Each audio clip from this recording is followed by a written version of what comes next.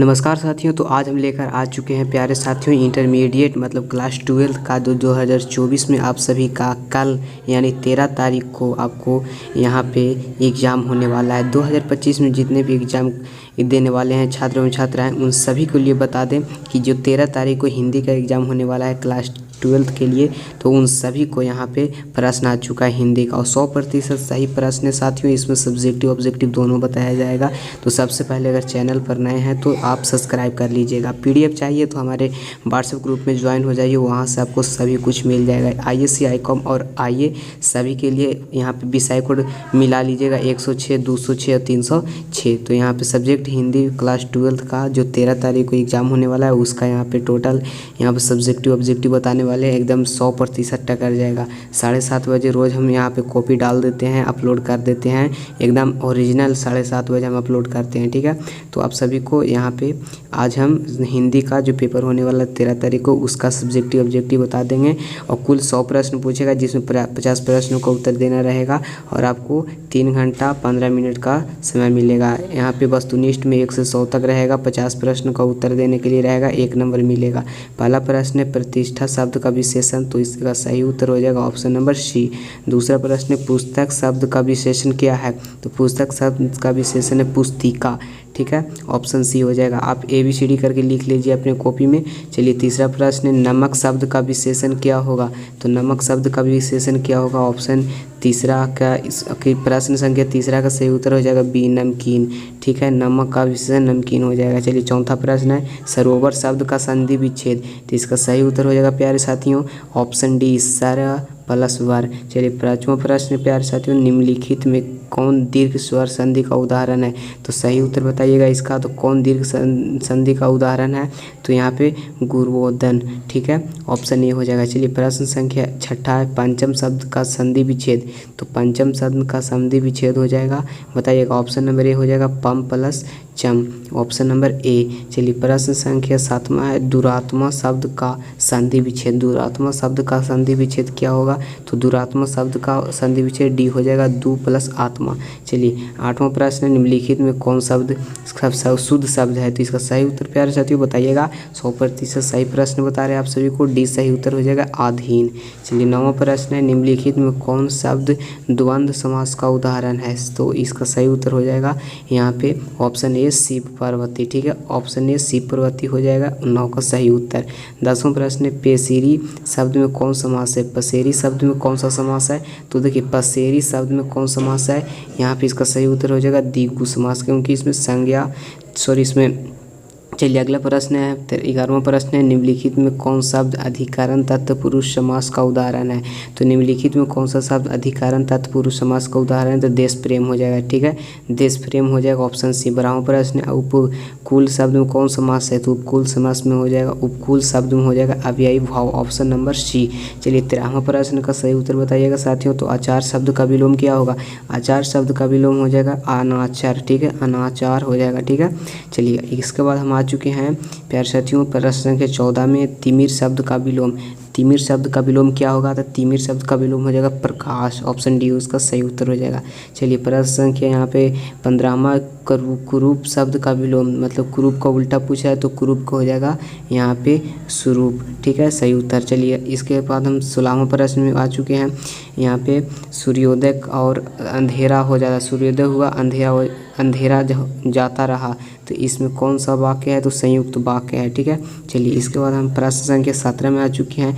निम्नलिखित में कौन शुद्ध शब्द है, शुद्ध शब्द को पहचानना है आपको। ठीक है, 17 का सही उत्तर क्या हो जाएगा, तो सही उत्तर हो जाएगा ऑप्शन सी मैं नावों पर सवार था, मैं नावों पर सवार था। चलिए प्रश्न संख्या 18 नदी में बहता हुआ पानी पदबंध है, कौन पदबंध है, तो विशेषण पदबंध है। ठीक है, ये आप लोग पढ़े होंगे क्लास 12 में। चलिए प्रश्न संख्या 19वां प्यारे साथियों कुबेर शब्द का पर्यायवाची बताना है। चलिए कुबेर शब्द का पर्यायवाची क्या होगा साथियों, तो बी हो जाएगा यक्षराज, यक्षराज इसका सही उत्तर हो जाएगा। 20वां प्रश्न का सही उत्तर क्या हो जाएगा, चलिए 20वां प्रश्न में हम लौट जाते हैं। तो 20वां प्रश्न है कि गणेश शब्द का पर्यायवाची, गणेश शब्द का पर्यायवाची क्या होगा, तो गणेश शब्द का पर्यायवाची हो जाएगा, इसका सही उत्तर हो जाएगा ऑप्शन नंबर यहाँ पे सी महाकाय। ठीक है, प्रश्न संख्या यहाँ पे 20 का सी हो जाएगा सही उत्तर। 21 का असुर शब्द का पर्यायवाची शब्द बताइएगा, तो असुर शब्द का पर्यायवाची होगा दयावान, ऑप्शन नंबर ए इसका सही उत्तर हो जाएगा साथियों। इसका मतलब आ चुके हैं प्रश्न के 22 में अश्व शब्द का पर्यायवाची शब्द क्या होगा। अश्व शब्द का पर्यायवाची पूछा है तो इसका सही उत्तर हो जाएगा है कुछ, तो इसका है हो जाएगा ऑप्शन नंबर ए। चलिए, जो कुछ नहीं जानता है 23वां प्रश्न के लिए कौन सा शब्द है। तो देखिए आगे बोलते हैं, मतलब कि जो कुछ नहीं जानता उसे आगे बोलते हैं। प्रश्न संख्या यहाँ पे 23 में हम आ चुके हैं। जो कुछ जानता है, जो कुछ नहीं जानता उसे आगे बोलते हैं। हम 23वां प्रश्न हो चुका है। 24वां प्रश्न में हम आ चुके हैं। जिसकी उपमा ना हो, जिसकी उपमा ना हो, प्यारे साथियों बताइएगा। तो इसका सही उत्तर हो जाएगा जिसकी उपमा नहीं हो उसका अनुपमा कहते हैं, अनुपम कहते हैं। चलिएगा प्यारे साथियों, तो इसके बाद हम 25 प्रश्न में आ चुके हैं। जो बहुत बोलता है तो इसके लिए होता है बाचाल, बहुत ज़्यादा बोलने वालों को कहते हैं बाचाल। चलिए, इसके बाद हम आ चुके हैं 26वां प्रश्न में। नाक पर गुस्सा मुहावरे का अर्थ बताइएगा।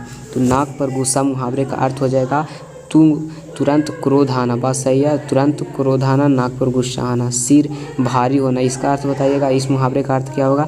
तो सिर भारी होना, इस मुहावरे का अर्थ क्या हो जाएगा। सिर में दर्द होना, सिर में दर्द होना, सिर भारी होना। बात बढ़ाना मुहावरे का अर्थ बताइएगा। तो बात बढ़ाना मुहावरे का अर्थ हो जाएगा यहाँ पे बताइएगा। तो इसका सही उत्तर बहस छिड़ जाना, मतलब कि बात को बढ़ा देना। ऑप्शन सी हो जाएगा 28 का। चलिएगा प्रश्न संख्या हम आ चुके हैं 29 में। सफ़ेद झूठ मुहावरे का अर्थ बताइएगा। सफ़ेद झूठ, इसका सही उत्तर बताइएगा प्यारे साथियों। सफ़ेद झूठ मुहावरे का अर्थ क्या होगा। तो सरासर झूठ बोलना मुहावरे का अर्थ है सफ़ेद झूठ। चलिए प्रश्न संख्या 30 है कि 30 प्रश्न क्या है। मीरा गई किस काल का उदाहरण है। मीरा गई वर्तमान काल का उदाहरण है। चलिए 31वां प्रश्न राम पढ़ेगा कौन सा काल है। तो ये हो जाएगा भविष्य काल, मतलब भविष्य में पढ़ेगा। ठीक है, ये बोध करा रहा। ऑप्शन नंबर सी हो जाएगा। ठीक है, इसके बाद हम 32वां प्रश्न में आ चुके हैं। वाहन शब्द का बहुवचन क्या हो जाएगा। तो बहनें हो जाएगा। ठीक है, वाहन शब्द का बहुवचन बहनें हो जाएगा। निम्नलिखित में कौन शब्द अव्यय का उदाहरण है। तो 33वां प्रश्न का सही उत्तर हो जाएगा ऑप्शन नंबर डी। चलिएगा परंतु हो जाएगा। चलिए अगला प्रश्न है यहाँ पे 34वां प्रश्न। शब्द किसे कहते हैं, शब्द किसे कहते हैं। तो 34वां प्रश्न का सही उत्तर हो जाएगा बताइएगा। तो इसका सही उत्तर हो जाएगा ऑप्शन सी। ध्वनियों के मेल से बने सार्थक वर्ण समुदाय को वर्ण शब्द कहते हैं, याद रखिएगा। चलिए प्रश्न संख्या हम आ चुके हैं। प्रश्न संख्या आ चुके हैं हम 35 में। आराम शब्द क्या है। आराम शब्द क्या है। तत्सम, तद्भव, देशज या विदेशज है। इसका सही उत्तर बताइएगा। तो आराम शब्द है एक प्रकार से तद्भव। ठीक है, तद्भव है। ठीक है, चलिए 36वां प्रश्न। मयूर शब्द का तद्भव बताइएगा। मयूर शब्द का तद्भव तो मोर हो जाएगा। मयूर का मोर हो जाएगा तद्भव। चलिए वत्स जो है वो शब्द कौन सा शब्द है। तो वत्स शब्द जो है वो ऑप्शन नंबर ए हो जाएगा, तत्सम है। ठीक है, वत्स क्या है, तत्सम शब्द है। ऑप्शन नंबर ए हो जाएगा। चलिए प्रश्न संख्या 38 में। रात को बाहर मत जाओ कौन सा वाक्य है। तो रात को बाहर मत जाओ, तो ये क्या कर रहा है, एक प्रकार से ये क्या कर रहा है, तो इसमें आपको संकेत दिया जा रहा है। ठीक है, निषेधवाचक हो जाएगा। Option number C. ठीक है, सी हो जाएगा इसका उत्तर। इसके बाद 39 प्रश्न है। अपसय शब्द में कौन सा उपसर्ग है। 39वां प्रश्न का सही उत्तर हो जाएगा आप। ठीक है, उपसर्ग पूछ रहा है तो अपसय में आप उपसर्ग हो जाएगा। चलिए 40वां प्रश्न है। विराम शब्द में कौन सा उपसर्ग है। विराम शब्द में कौन सा उपसर्ग है। तो इसका सही उत्तर हो जाएगा विराम में वी हो जाएगा, वी, सी हो जाएगा सही उत्तर। चलिए प्रश्न संख्या 41 है। नी उपसर्ग से बना शब्द। नी उपसर्ग से, तो नी से क्या बन जाएगा, नी से बताइएगा साथियों। तो नी उपसर्ग से निदान बन जाएगा। ठीक है, नी प्लस दान, निदान बन जाएगा। ठीक है, इसके बाद 42वां प्रश्न है। बढ़िया शब्द। बढ़िया शब्द का कौन प्रत्यय है। प्रत्यय जो लास्ट में आता है, उपसर्ग जो पहले आता है। तो बढ़िया में इया जो है वो यहाँ पे प्रत्यय है। चलिए प्रश्न संख्या 43 है प्यारे साथियों। लड़ाई शब्द में कौन प्रत्यय है। लड़ाई शब्द में कौन प्रत्यय है। तो बी इसका सही हो जाएगा आई। चलिए इसमें प्रश्न संख्या दिख नहीं रहा फिर भी हम बता दे रहे हैं।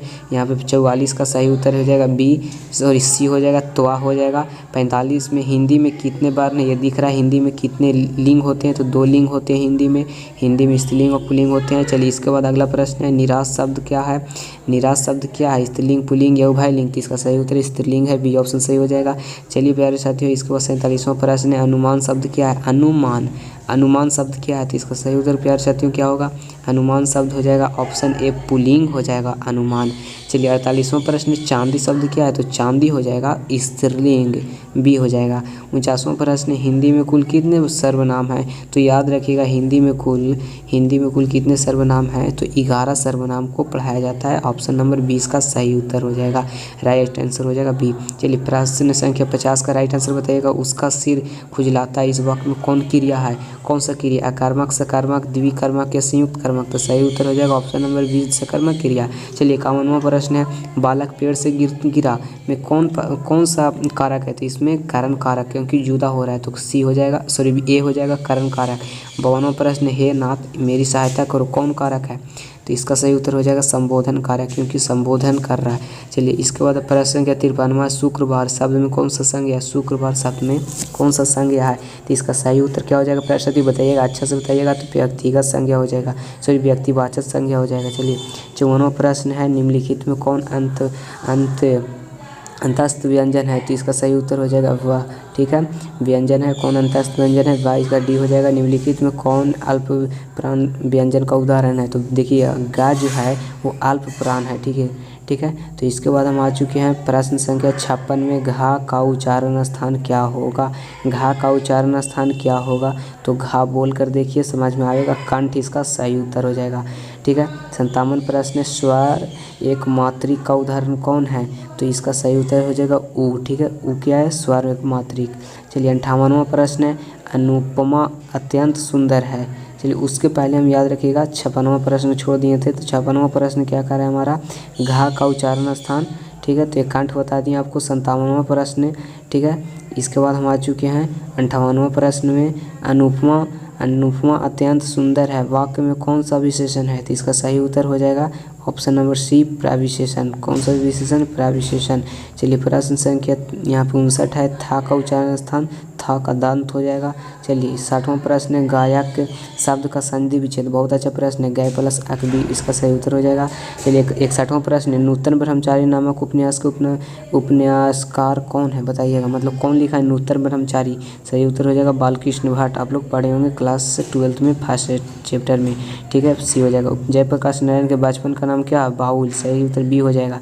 53वां प्रश्न है, वार्नर शॉ ने नर को क्या माना था?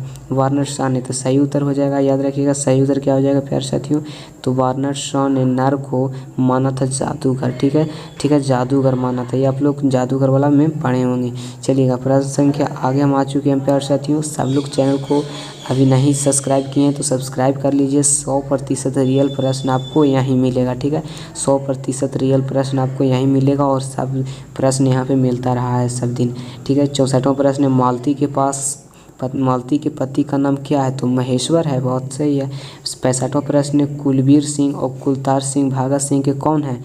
तो ये दोनों भाई रहते हैं भगत सिंह के, ठीक है। चलिए अगला प्रश्न है 66वां प्रश्न है, किस रचनाकार का कार्य क्षेत्र बिहार है?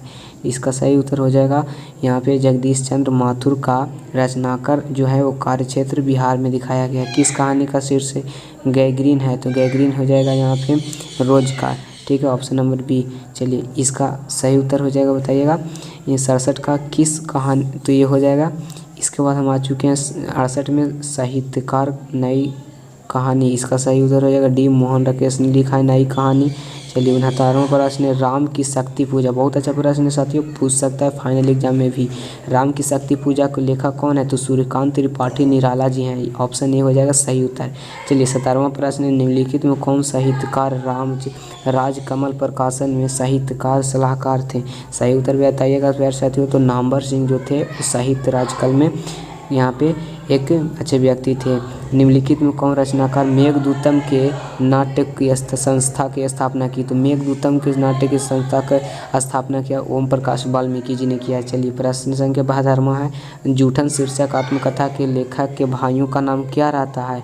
लेखक के भाई का नाम रहता है यहाँ पे बताइएगा जूठन में तो जसवीर और जनेश्वर, ठीक है, जसवीर और जनेश्वर, ऑप्शन नंबर 20 का सही उत्तर हो जाएगा। 73वां प्रश्न है, रचना मलयज की नहीं है, कौन सा रचना मलयज की नहीं है? तो इसका सही उत्तर हो जाएगा अबूतर कबूतर, मलयज की नहीं है, बाकी सब मलयज की है। देखिए यहाँ पे 74वां प्रश्न है, थानू किस कहानी का पात्र है? देखिए पढ़िएगा, आप पढ़े होंगे आप लोग, थानू किस कहानी में रहता है? तो तिरिच में रहता है, ठीक है। डी इसका सही उत्तर हो जाएगा। चलिए 74वां प्रश्न है यहाँ पे। 74वां प्रश्न के बाद हम आ जाएंगे 75वां प्रश्न में। दैत्रोतक की दुख किसकी रचना है? तो इसका सही उत्तर प्यारे साथियों उदय प्रकाश की है। चलिए 76वां प्रश्न है, जय कृष्णमूर्ति का जन्म किस राज्य में हुआ? बहुत अच्छा प्रश्न है साथियों, फाइनल एग्जाम में पूछ सकता है। जय कृष्णमूर्ति का जन्म Andhra Pradesh, option number B हो जाएगा। चलिए 77वां प्रश्न है, मलिक मोहम्मद जैसी किस काव्य परंपरा के कवि हैं? किस काव्य परंपरा के कवि हैं? तो सही उत्तर हो जाएगा प्रेमाख्यान। ये दिख नहीं रहा है सही से, ऑप्शन बी इसका सही उत्तर हो जाएगा 77 का। 78वां प्रश्न है, लिखित में कौन यहाँ पे अष्टछाप में शामिल है? तो अष्टछाप में शामिल कौन से कवि हैं? सूरदास हैं, ठीक है। 20 का सही उत्तर हो जाएगा। 79वां प्रश्न है यहाँ पे, कौन कृति सूरदास की रचित नहीं है? कौन सा कृति सूरदास की रचित नहीं है? तो सुर सारावली, ठीक है। सुर सारावली सूरदास की नहीं है। हनुमान वाहुक नामक कृति किसकी है? ठीक है, हनुमान वाहुक नामक कृति किसकी है? तो तुलसीदास की है। प्रश्न संख्या यहाँ पे 80 का भी सही उत्तर हो जाएगा। 81 में तुलसीदास के गुरु कौन थे? 81वां प्रश्न है, तुलसीदास के गुरु नरहरिदास थे, ऑप्शन नंबर सी सही उत्तर हो जाएगा। चलिए 82वां प्रश्न है यहाँ पे, कवि राम भक्त थे। कौन कवि राम भक्त थे? तो नाभादास जो है वो राम के भक्ति करते हैं कविता में। चलिए प्रश्न संख्या यहाँ पे 83 है, कवि भूषण किस काल के कवि हैं? कवि भूषण किस काल के कवि हैं? तो रीति काल के हैं, ठीक है, रीति काल के हैं। चलिए 84वां प्रश्न है, ठीक है, कवि भूषण की उपाधि कौन दिया था? राजा रुद्र शाह ने दिया था। इसमें प्रश्न जो है वो दिख नहीं रहा है, ठीक है, उजला किया गया है तो दिख नहीं रहा है। कविता लेखन का आरंभ जयशंकर प्रसाद ने किस भाषा में किया था? तो देखिएगा बहुत अच्छा प्रश्न है साथियों, फाइनल एग्जाम की दृष्टि से भी। तो इसका सही उत्तर हो जाएगा ब्रज भाषा में शुरुआत किए थे, ठीक है। इंदु नामक पत्रिका का प्रकाशन किसने किया? कौन संपादन किए थे इंदु नामक पत्रिका? तो जयशंकर प्रसाद किए थे, ऑप्शन नंबर ए हो जाएगा। चलिए यहाँ पे 87वां प्रश्न है, निम्नलिखित में कौन छायावादी की प्रतिनिधि करते हैं? छायावादी की मैंने छायावाद काल के तो कमायनी हो जाएगा। चलिए इसके बाद अगला प्रश्न है यहाँ पे 88वां प्रश्न है, स्वाधीनता संघर्ष में सक्रिय भागीदारी किसकी थी? स्वाधीनता संग्राम में यहाँ पे सक्रिय भागीदारी थी, बताइएगा, Subhadra Kumari Chauhan, option number A हो जाएगा।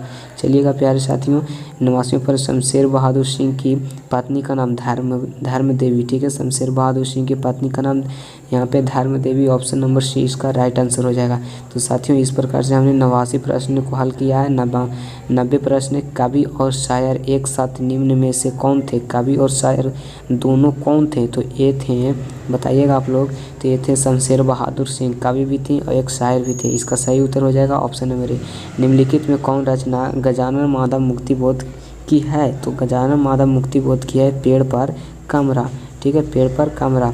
चलिए प्रश्न संख्या 92 है, हर चरना किसका प्रतिनिधित्व करता है? मतलब किसका प्रतिनिधि करता है? तो हर चरना एक आम आदमी है जिसका वर्णन किया गया कहानी में। चलिए इसके बाद यहाँ पे हम आ चुके हैं 93वां प्रश्न में, रास्ता इधर से है, इसकी रचना कौन किया है? रास्ता इधर से है, इसका रचना कौन किया है? तो इसका सही उत्तर हो जाएगा रघुवीर सहाय ने किए हैं, रघुवीर सहाय। चलिए इसके बाद हम आ जाएंगे 94वें प्रश्न में, यहाँ पे इंदिरा गांधी कृषि विश्वविद्यालय में एसोसिएट प्रोफेसर के पद पर कौन कवि कार्यरत थे? तो इंदिरा गांधी कृषि विश्वविद्यालय में रघुवीर सहाय जो थे एसोसिएट प्रोफेसर थे। 95वां प्रश्न है, निम्नलिखित में किस कवि को दयावती मोदी कवि शिखर सम्मेलन में यहाँ पे क्या प्राप्त हुआ? तो सम्मान प्राप्त हुआ। तो अशोक वाजपेयी को सम्मान प्राप्त हुआ था। चलिएगा साथियों इसके बाद हम 96वां प्रश्न में आ चुके हैं, बिहार लोक सेवा आयोग द्वारा चयनित होकर कारा अधीक्षक के पद पर किस कवि को यहाँ पे बताया गया है? मतलब किस कवि को किया गया? तो इसका सही उत्तर हो जाएगा प्यारे साथियों इसका अशोक वाजपेयी, ठीक है, Ashok Vajpayee, option number A इसका सही उत्तर हो जाएगा। चलिएगा इसके बाद हम आ चुके हैं प्यारे साथियों प्रश्न संख्या यहाँ पे 97 में, 1870 से 90 के बीच लगभग 300 कहानियाँ किसकी प्रकाशित है? किसने प्रकाशित की है? तो इसका सही उत्तर हो जाएगा गाई डी मोपासा ने, ठीक है, वो आप लोग प्रतिपूर्ति वाला किताब पढ़िएगा तो उसमें मिलेगा, सी सही उत्तर हो जाएगा गाई डी मोपासा। 98वां प्रश्न है, किस लेखा की रचना शासन व्यवस्था और उसके तंत्र की अमानवीयता को रेसे से उखाड़ता है? तो इसका सही उत्तर हो जाएगा गाइडी मोपासा की कविताओं से। चलिएगा, इसके अगला प्रश्न है, अफ्रीकी देश कांगो में किस लेखक का जन्म हुआ? तो 99वां प्रश्न है जो बहुत अच्छा प्रश्न है। अफ्रीकी देश कांगो में जन्म होता है हेनरी लेपेज का। ठीक है, प्रतिपूर्ति किताब में मिलेगा ये आपको। चलिए, इसके बाद हम आ चुके हैं लास्ट प्रश्न मतलब 100वां प्रश्न में। मृत्यु के कुछ समय पहले स्मृति बहुत साफ हो जाती है, यह पंक्ति किस शीर्षक का है? तो ये है, बताइएगा ये किस पंक्ति का? तो उसने कहा था। जब पढ़िएगा तो लहना सिंह वाला में ये आपको बताया गया। इसमें हम टोटल आपको 100 प्रश्न का उत्तर आपको बताए हैं, जिसमें 50 प्रश्न आपको बनाने के लिए रहेगा। सब्जेक्टिव प्रश्न आप देख सकते हैं यहाँ पे। खैर, हम सब्जेक्टिव प्रश्न का अलग वीडियो बना दिए हैं, चैनल पर जाकर देख सकते हैं आप लोग, या फिर नीचे आ रहा होगा उसे देख सकते हैं। तो अभी तक आप लोग सब्सक्राइब लाइक नहीं